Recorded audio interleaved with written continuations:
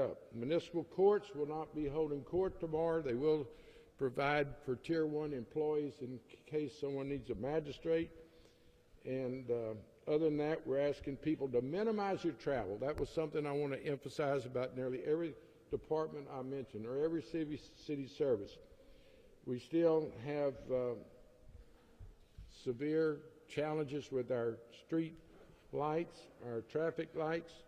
I want to jump right quickly into an exclusion zone. We need the press and everyone to help us with the message that from Louisiana to Travis, McKinney to Polk will be an exclusion zone. Workers will be in this footprint working on broken windows. There's still dangers downtown due to flying glass.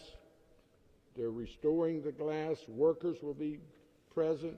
The HPD, assisted by the DPS, will be enforcing this inclusionary area. There's 2,500 traffic lights in the city of Houston. 401 of them have been impacted by the storm. 292 with no power. 64 just flashing red lights. 45 are severely damaged. I can't thank TxDOT enough. They've brought technicians from around the state. They're loaning us generators at intersections that have lost their power.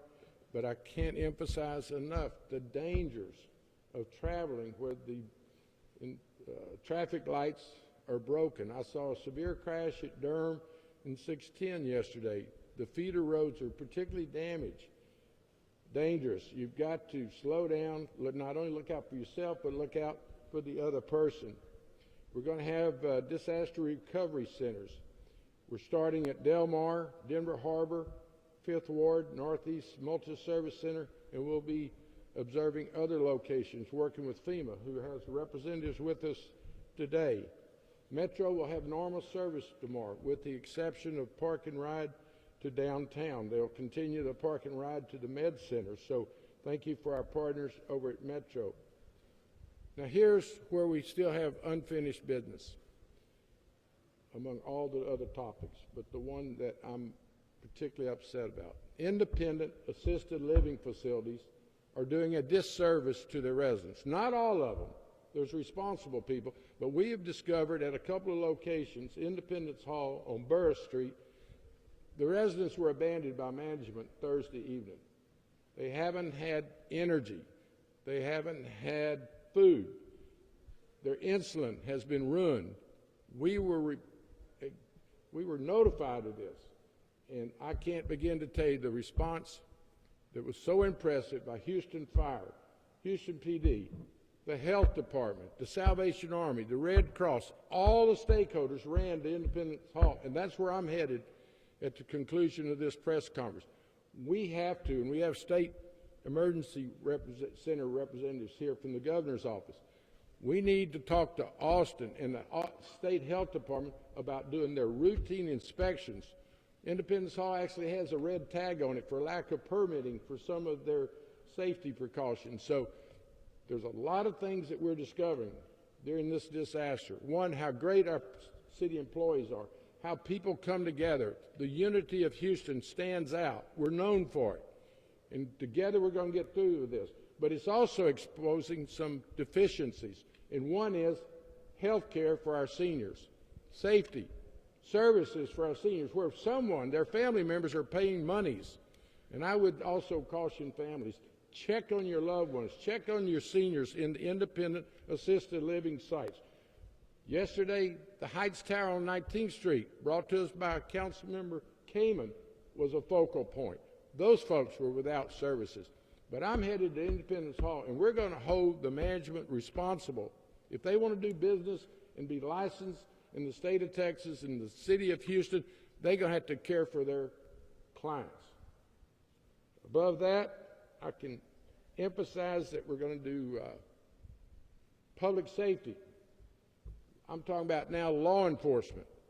DPS, working with HPD, is protecting our property. They're protecting us with traffic enforcement. So public safety is still one of our highest priorities. And the bad guys who would like to take advantage of this, don't even think about it. We're watching you. We're up and armed and prepared to protect people's properties and lives. Other than that, as I started out, I've never been more impressed with a group of public servants. They'll never be on the ballot, I don't think. They'll never be on the ballot, but they're truly public servants. And every level of government. Our 3 county commissioners, and Tom Ramsey, Adrian Garcia, and Briones, have been fantastic. They called me Thursday evening. We'll send you our commissioner precinct equipment, resources. I can go on and on. The collaboration, the surrounding areas. County Judge, Montgomery County, Gill, Zimmerman, Mayor, Sugar Land. Lake Jackson has sent us stuff. Austin has sent us stuff. San Antonio. People want to help Houston. And it's a tribute to our leadership standing behind me, and it's a tribute to the people of Houston. We're in this together. We are united. So let's go forward. We have a lot of work left, but I couldn't be more pleased with the response of city government to the residents that so badly depend on us. Any questions?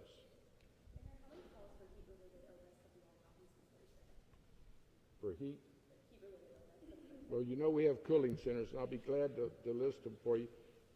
It was fairly slow yesterday. It's increased. We're giving free rides to the cooling centers. You call 311. Metro will get you there.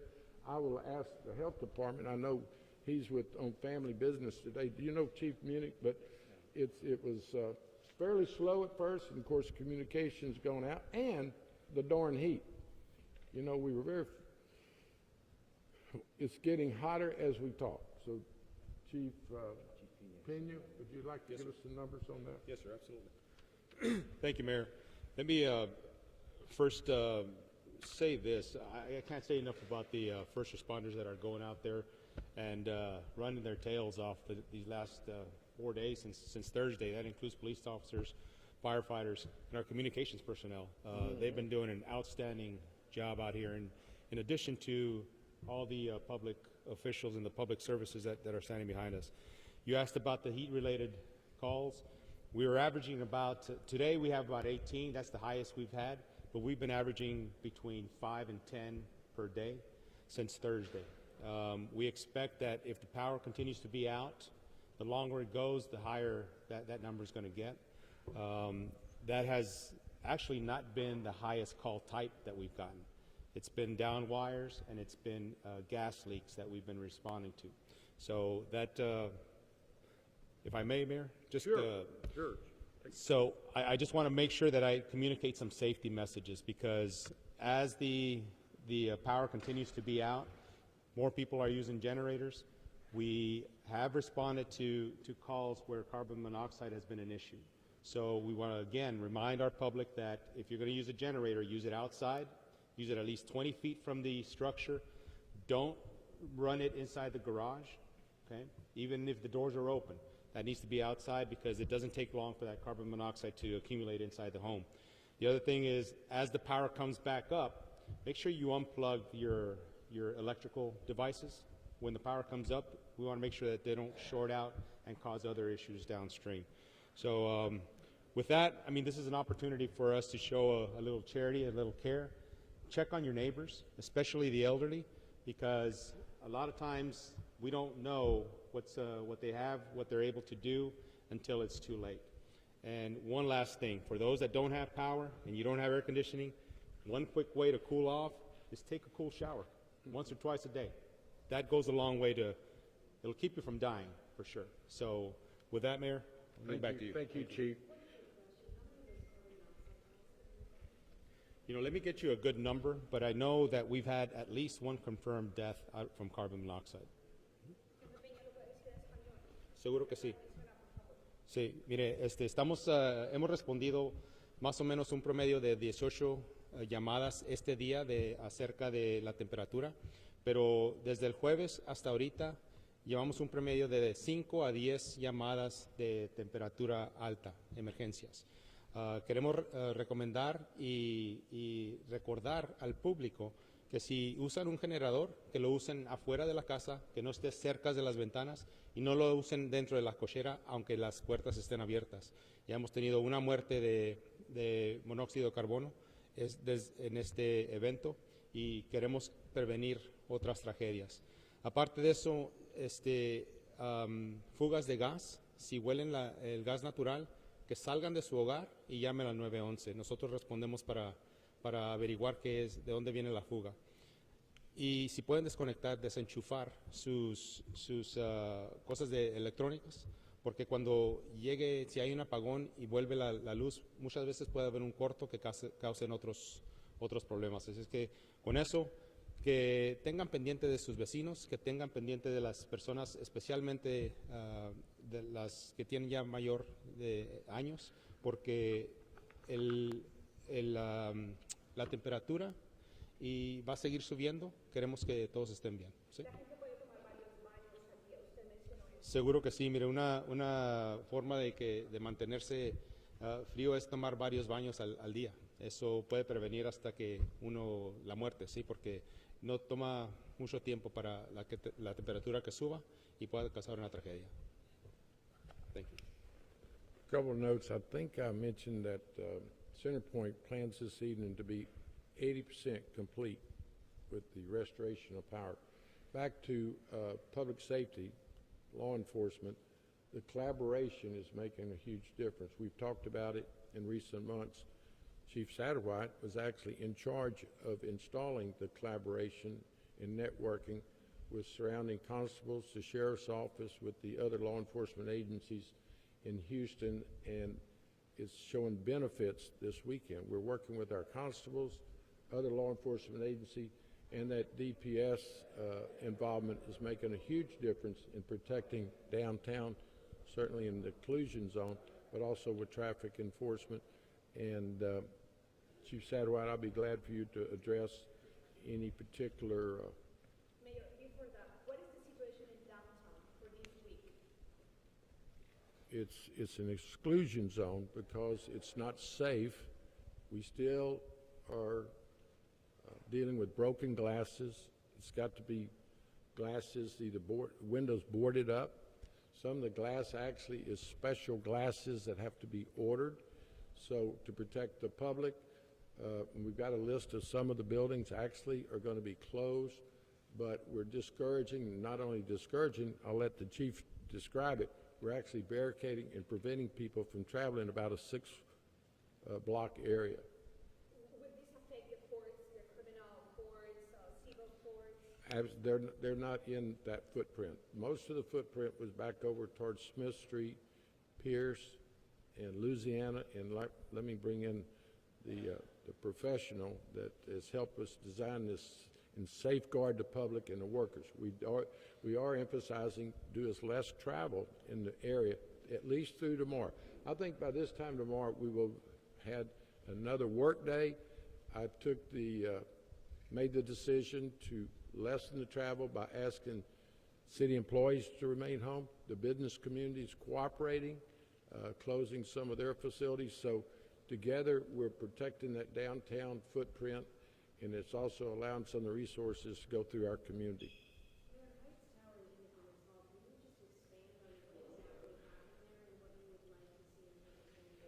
Well, obviously, and I do want to bring up the chief, Independence Hall is deplorable.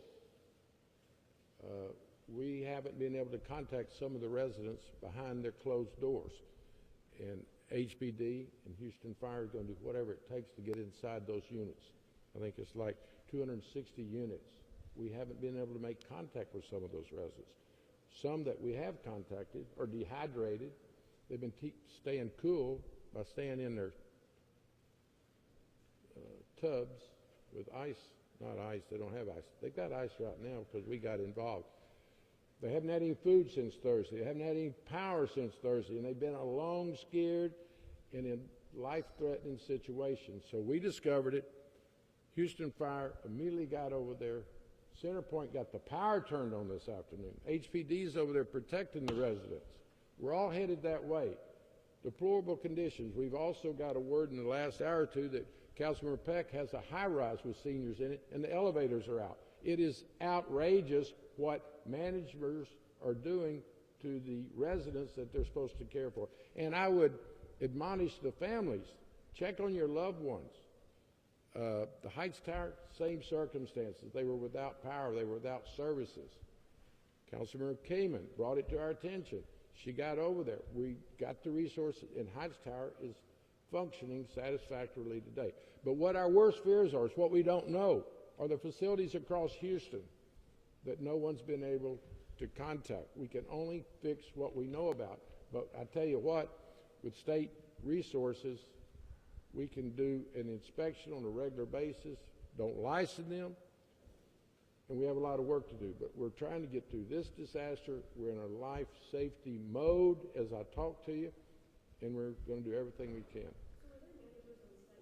Nope, they abandoned them. That's what I'm trying to tell you. That's the reason I'm outraged. Managers abandon the locations. We have residents locked in their room. We do not know their status, but we'll know. As soon as we get through this press conference, we're going to go in, we're going to knock down doors we have to save lives. And HPD will manage it. Houston Fire will be in the operation. The health department's present. Center Point's over there turned on energy. The Salvation Army, the Red Cross has ice. We're saving lives as we talk, but we got to get through here in a minute and get over and get involved. Obviously, I've even thought about is there criminal neglect involved, but we're not going to go that route. We want to save lives first. That's our highest priority. But yeah, there's all kind of let's see the outcome of this intervention. But people will be held accountable. Do we know how many are There's 260 units. We haven't been able to make contact with all the clients, but we will, whatever it takes, including intervention by HPD and Houston Fire on a unit-by-unit basis. Let me yield to Chief Satterwhite as to any precautions and all precautions that are being taken to protect property.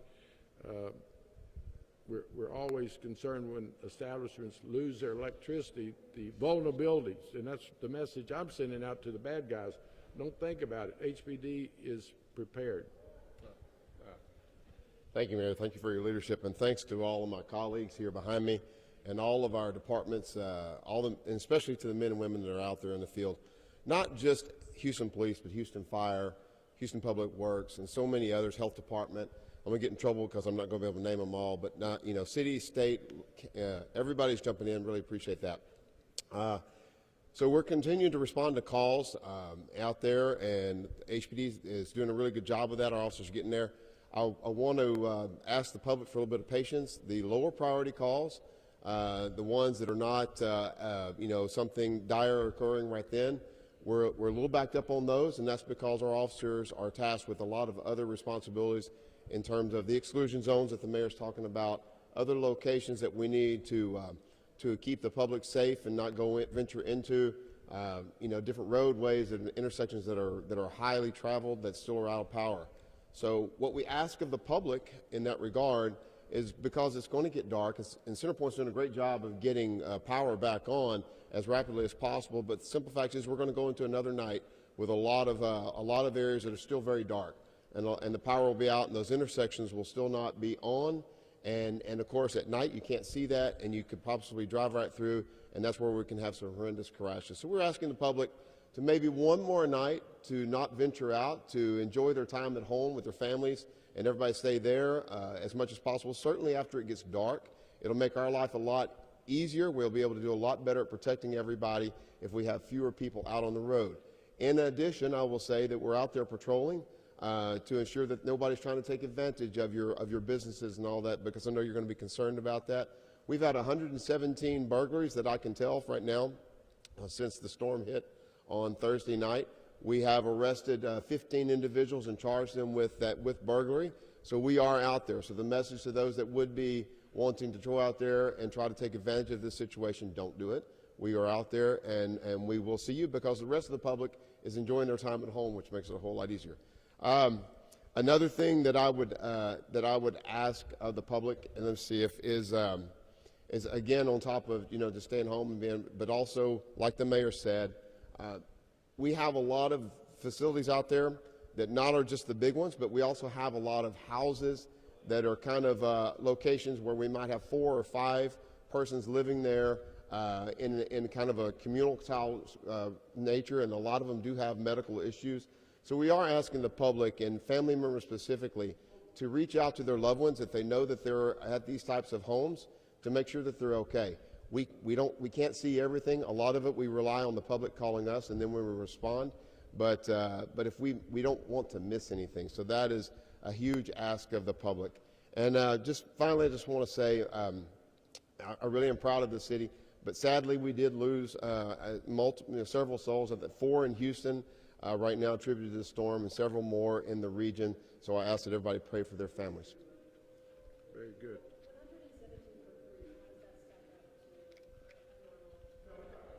I don't have the data to give you that comparison. I'll get that. I do know that times like this are often times when sadly some people will see this as an opportunity to go out there and commit, prey upon others. So we started capturing that data because we knew that it would be something that the public would want to know about, and also we wanted to assure them that we are patrolling. Again, we've made multiple arrests, and if we find somebody out there breaking into somebody's business, we won't catch everyone, but we definitely don't want anybody to think this is a chance to go out there and take advantage. So I don't have that data, so I don't want to be inaccurate. Let me get that for you to compare that to, say, a previous weekend from Thursday to Sunday, something like that over the last, and I could probably do a little bit better in that. There's a lot of the factors that go into that in terms of do we have events, do we have other things going on that might drive that number up and down. So, but in general, I am very thankful for the public. Everybody is really, this city comes together better than anywhere. But there's no doubt, no secret that we do have bad actors out there.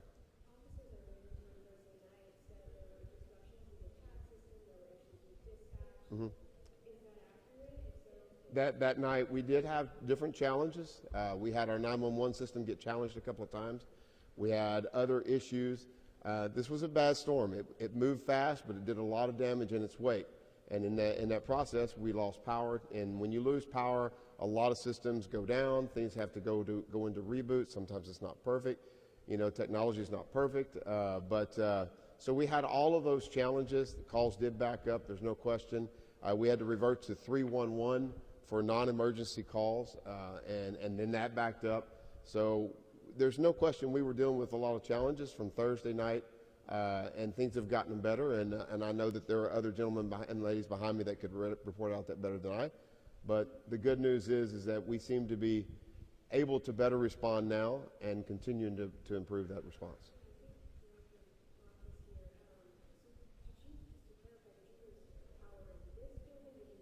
So I would actually refer to Director Mock or Director Bunick, who is behind me for this facility. I don't think we went to paper, but we did have the system get challenged, and we did have some power issues, and it did create some issues for us. So I would better put the person that's the subject matter expert behind me on that, if you don't mind. All right. Chief Munich?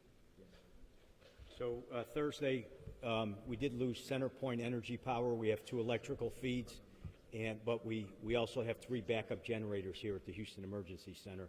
They kicked on immediately. We never lost power per se in the building. Everything was up and running. We did have some challenges with some of the systems, and like Chief Satterwhite just said, when there was a cutover from regular power to generator power, it did take the system a little bit of time to boot up. Within a couple hours, we were all back to normal. We never had to go to paper and pencil. We were able to answer 911 calls. There were some delays. We were able to dispatch police and fire. We have some backup plans, and all of our plans came into place and properly worked.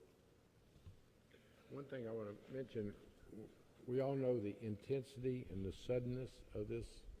You're probably familiar. I was at a Little League game, and it was very dangerous, even once we got in our car.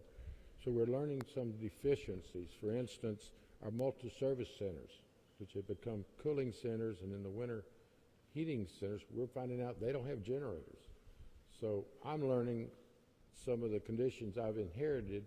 We're talking to state resources, we're talking to the White House about how we could get some additional funding and resources to prepare for sudden, intense storms. Because our weather patterns, we all know, have become an issue. The shock of this one was we didn't see it coming. We didn't have days to plan.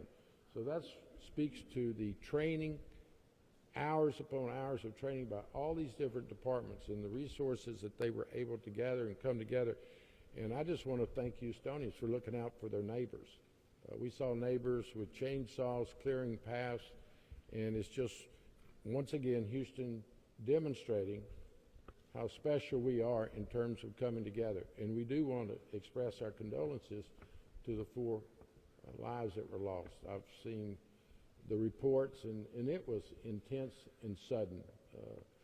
Automobile with the passenger lives taken with folks in the back seat. It's just horrible. But with those conditions, we came together, worked through the night, Thursday and Friday night. Things have gotten so much better, but we still have work to do. We got to deal with those independent assisted living locations. We also have to start the debris cleanup. Now sanitation becomes a first responder. In fact, I think public works is a first responder. I can't begin to tell you the collaboration between public works when we started getting outside resources. We just blended together, and we've got a lot of work left to do. Any other questions? When Houstonians can go back to normal? I think there'll be no set time. We're going to continue to improve. I do think some of the downtown buildings will take a week or more. We've got to still continue to do an assessment of all of our facilities. HISD will be working through the night tomorrow to see what the true status of some of their facilities are. So there's no set tone. And some of our experts behind us can tell you when they will change from a recovery or life safety mode, recovery mode, and then it'll be long-term recovery. And that's where FEMA enters the picture. We've set up locations. We'll be opening them Tuesday. There'll be a mobile FEMA site application at Fondy Recreational Center at Houston Avenue and Memorial Drive. So I can't begin to tell you all the work. It's even I tell my directors when I get their reports, what's amazing is the folks, the rank and file in their departments that are working, collaborating with one another that we don't even hear about, but we see the results, the safety, the improvement of infrastructure, our traffic signals. I mean, you go down to Shepherd and it's been fixed. You go a little further, you still got some work to do. So there's just a lot of mission still left, but I'm very proud. I want to thank Houstonians for caring. Be patient, be safe, minimize your driving, and look out for your loved ones and your neighbors. I got to go to work, okay? Thank y'all.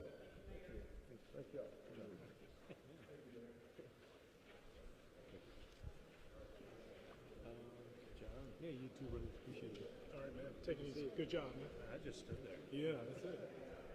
Sometimes it's just that easy.